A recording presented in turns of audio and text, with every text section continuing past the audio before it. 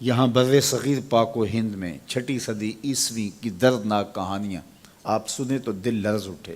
ہوتا یہ تھا کہ کسی خاتون کا جب شوہر فوت ہو جاتا تو اسے کہا جاتا تیرا پتی مر گیا ہے، جیون ساتھی مر گیا ہے، اب تو نے جی کے کیا لینا ہے؟ تیری وفا کا تقاضا یہ ہے جب اسے چتا میں جلایا جائے تو تو بھی چھلانگ لگا کے اپنے شوہر کی وفا میں زندہ جل کے مر جانا۔ بیٹی کو وراثت سے حق نہیں دیا جاتا تھا، عورت ہر روپ میں مظلوم تھی۔ عورت کا بہترین روپ ماں کا ہے۔ عکاس کے میلے میں 3 بیٹوں نے اپنی سکی ماں کو فروخت کیا ہے۔ تاریخ کا یہ بدترین باب ہے۔ یزدگرد دوم نے اپنی سکی ہمشیرہ سے شادی رچا رکھی تھی۔ بدبخت بیٹیوں سے نکاح رچا لیتے تھے۔ دن کے اجالے میں بیٹی کو زندہ درگور کرتے اور پھر اس پہ ناز کرتے، اس پہ فخر کرتے۔ نہ کوئی FIR کٹتی، نہ کوئی آنسو بہاتا، اس کے لیے نہ کوئی آرٹیکل لکھتا، نہ اس دور کا کوئی شاعر مرثیہ لکھتا، نہ کوئی موم بتیاں جلائی جاتی۔ بھولی بستی داستان بن جاتی۔ معاشرے وحشیوں کے معاشرے تھے۔ جس کی لاٹھی اس کی بھینس کا قانون جاری تھا۔ پھر جس طرح انسانیت کے ساتھ سلوک ہوتا، کمزوروں کو جس طرح دبوچ لیا جاتا، ان کے حقوق معطل کر دیے جاتے۔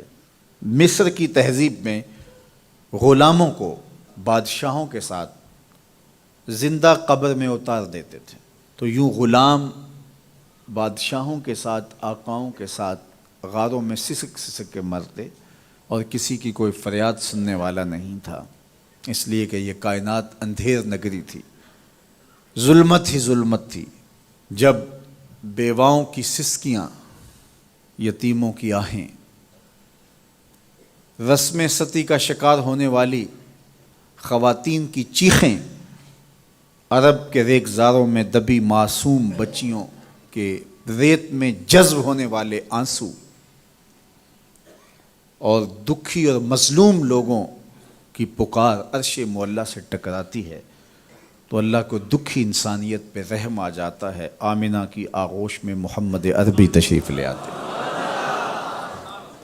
ظلم کی زنجیریں ٹوٹنے لگتی ہیں۔ آپ نے علماء سے سنا کہ حضور کی ولادت ہوتی ہے تو ابو لہب کی لونڈی سویبہ اس کو آ کے خوشخبری دیتی ہے کہ تیرے مرحوم بھائی کے گھر بیٹا ہوا ہے، تو وہ خوشی سے اسے آزاد کر دیتا ہے۔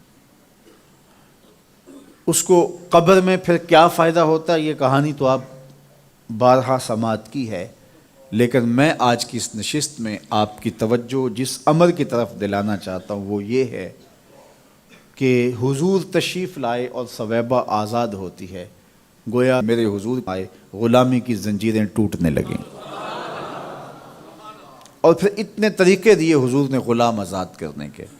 قسم توڑ بیٹھو غلام آزاد کرو، روزہ توڑ بیٹھو غلام آزاد کرو، کفارہ زہار میں غلام آزاد کرو، ویسے ترغیب غلام آزاد کرنے کی دی۔ پھر ایک وقت آیا کہ کوئی غلام باقی نہ رہا، سارے آزاد ہو گئے۔ یہ فیضان محمد عربی صلی اللہ علیہ وسلم کی تعلیمات۔ میں نے عرض کیا کہ غلام آقا کا جوتا بھی دھوپ سے اٹھا کے چھاؤں میں رکھنے کا روادار نہیں تھا، یہ معاشرتی اونچ نیچ تھی، لیکن میرے اور آپ کے آقا و مولا غلام کو اتنی عزت دیتے ہیں کہ جب معراج سے واپس پلٹے، لوگوں کو بلایا، بلال حبشی بھی آئے، کہا بلال تو کون سا نیک عمل کرتا ہے، میں نے جنت میں تیرے قدموں کی آہٹ سنی ہے۔ کیا خیال ہے اس ایک جملے نے دور غلامی کی ساری تھکن اتار نہیں دی ہوگی، اور بلال فرش سے اٹھ کے فراز عرش پہ نہیں پہنچ گیا ہوگا؟ تو یہ عزت افزائی کی، یہ ان کو رتبہ دیا۔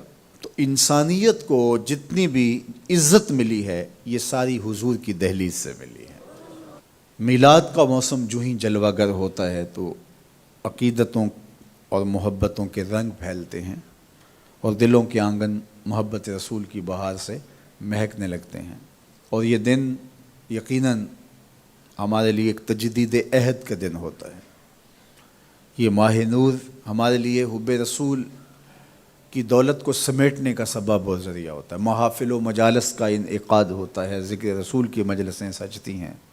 تمام مکاتب فکر کے لوگ اپنے اپنے انداز میں مجالس کا اہتمام کرتے ہیں, اور ہمارے ہاں بالخصوص حضور علیہ السلام کا ذکر تو قرار قلب ہے, تسکین جاں ہے, اور جو ہے وہ دل کا نور ہے, اور ہمیں ٹھنڈ پڑتی ہے جب کسی کے لبوں پہ حضور کا نام آئے.